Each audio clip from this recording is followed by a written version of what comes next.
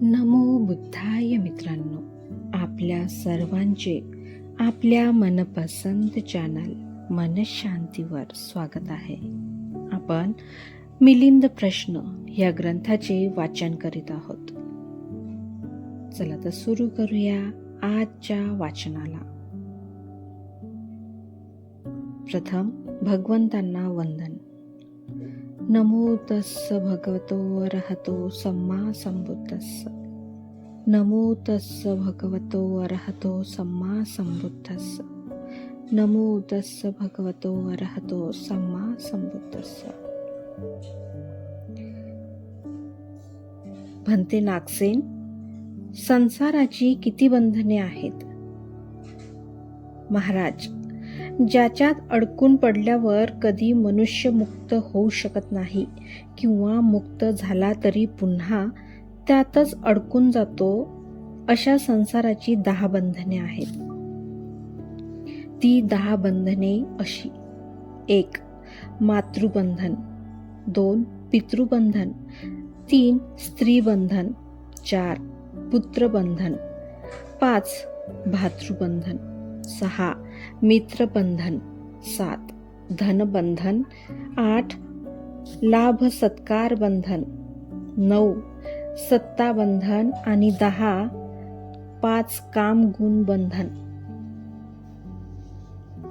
ज्या बंधनात एकदा अडकून पडलेला मनुष्य कधी मुक्त होऊ शकत नाही किंवा मुक्त झाला तरीही पुन्हा त्याच बंधनात अडकला जातो, अशी ही 10 बंधने आहेत.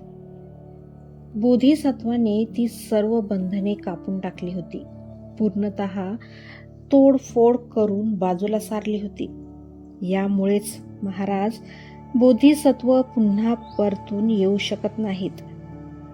भंते नागसेन, बोधिसत्वाचे ज्ञान परिपक्व झाले नव्हते तरी सुद्धा देवतांचे शब्द ऐकून बोधिसत्वाचे वैराग्य अधिकच तीव्र झाले आणि त्यामुळे ते घर सोडून निघून गेले. तेव्हा त्यांना एवढी दुःखचर्या आवरण्याचा काय संबंध होता? त्यांनी तर आपले ज्ञान परिपक्व होण्याच्या प्रतीक्षेत खाण्यापिण्यात व चैनीत काळ घालविला पाहिजे होता. महाराज, जे अपमानित समजले जातात, ज्यांची निंदा होते, जे नीच समजले जातात, ज्यांना वाईट मानले जातात, ज्याची प्रतिष्ठा धुळीला मिळविली जाते, नेहमी त्यांच्यावर दबाव आणला जातो आणि ज्यांची कोणीही पर्वा करीत नाही. संसारात असे 10 प्रकारचे लोक आहेत. ते 10 प्रकारचे लोक असे: 1. विधवा स्त्री. 2. कमजोर माणूस. 3. ज्याचे कोणी आप्त मित्र नाहीत. 4. खादाड. 5. कनिष्ठ कुळातील मनुष्य. 6. कुसंगतीत राहणारा. 7. दारिद्री मनुष्य. 8. सारासार विचार न करणारा. 9. बेकार माणूस. आणि 10. नालायक मनुष्य. महाराज, जेथे तेथे अपमानित होणारे, सर्वत्र निंदित होणारे, नीच समजले जाणारे, वाईट समजले जाणारे, जेथे तेथे अप्रतिष्ठित होणारे, नेहमी ज्यांच्यावर दबाव टाकला जातो आणि ज्यांची कोणीही पर्वा करत नाही, असे हे 10 प्रकारचे लोक आहेत.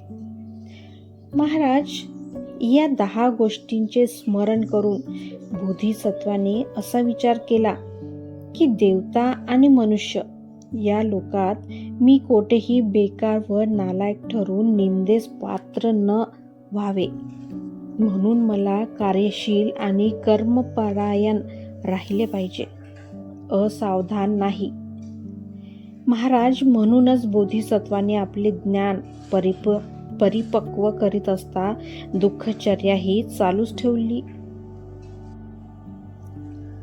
भंते नागसेन, बोधिसत्व दुःखाची चर्या आचरित असता म्हणाले होते की या दुःखचर्येच्या कठोर आचरणाने त्या अलौकिक अशा परमज्ञानाचा मी साक्षात्कार करू शकणार नाही. बुद्धत्व प्राप्तीचा एखादा दुसरा मार्ग असावा का, अशा स्थितीत मार्ग निश्चित करीत असता बोधिसत्वाची बुद्धी चळली होती का? महाराज, चित्ताला कमजोर करणाऱ्या 25 बाबी आहेत. त्यामुळेच आश्रवांचा क्षय करण्याकरिता चित्त स्थिर होत नाही.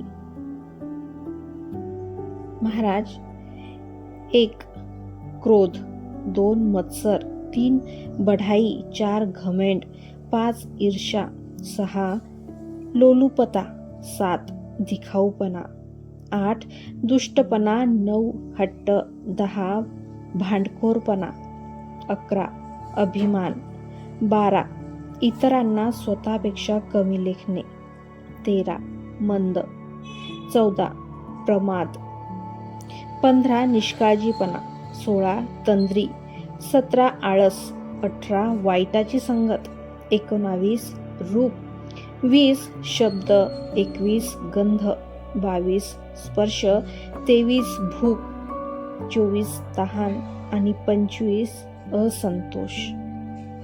महाराज, चित्ताला कमजोर करून सोडणाऱ्या या 25 बाबी आहेत. त्यामुळे आश्रवाचा क्षय करण्याच्या कामी चित्त होत नसते.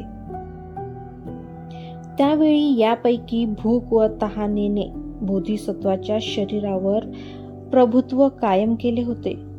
भूक व तहानेच्या सत्तेखाली बोधिसत्वाचे शरीर दबून गेल्यामुळे आश्रवांचा नाश करण्याचे प्रयत्न चालले असता चित्त स्थिर होत नव्हते. महाराज, 4 असंख्य 1,00,000 कल्पापासून बोधिसत्व जन्मोजन्मी 4 आर्य सत्याचा साक्षात्कार करून घेण्यासाठी सतत प्रयत्नशील होते. तेव्हा अशा अंतिम स्थितीत आल्यावर 4 आर्य सत्याचे ज्ञान संपादन करावयाची वेळ येऊन ठेपली असता ते आपल्या मार्गापासून विचलित होऊ शकतील का? महाराज, यावरून या बोधिसत्वाला असा संकेत मिळाला की आर्य सत्याचा ज्ञानप्राप्तीचा कोणता ना कोणता दुसरा एखादा मार्ग असलाच पाहिजे. यापूर्वी जेव्हा बोधिसत्व एक अबोध बालक होते, त्यावेळी त्यांचे पिता शाक्य राजा शुद्धोदन आपल्या कामात मग्न झाले आहेत असे पाहून जांभळीच्या झाडाखाली थंडगार सावलीत सुंदर सुशोभित अशा पाळण्यावर पालथी मारून बसले आणि काम व अकुशल विचार बाजूला सारून वितर्क आणि विचारांनी युक्त विवेकाने उत्पन्न होणारे प्रीतिसुखाची खाण अशा प्रथम ध्यानाचा त्यांनी साक्षात्कार केला होता. त्याचप्रमाणे त्यांनी 3रे 4थे याप्रमाणे क्रमाक्रमाने ध्यान प्राप्ती करून घेतली होती. बरोबर आहे भंते नागसेन, हीच खरी बाब आहे असे मी मानतो. आपले ज्ञान परिपक्व करीत असता बोधिसत्वांनी दुःखचर्येची व्यथा भोगली होती. मित्रांनो, आजचे वाचन आज आपण इथेच थांबवूया. धन्यवाद. नमो बुद्धाय.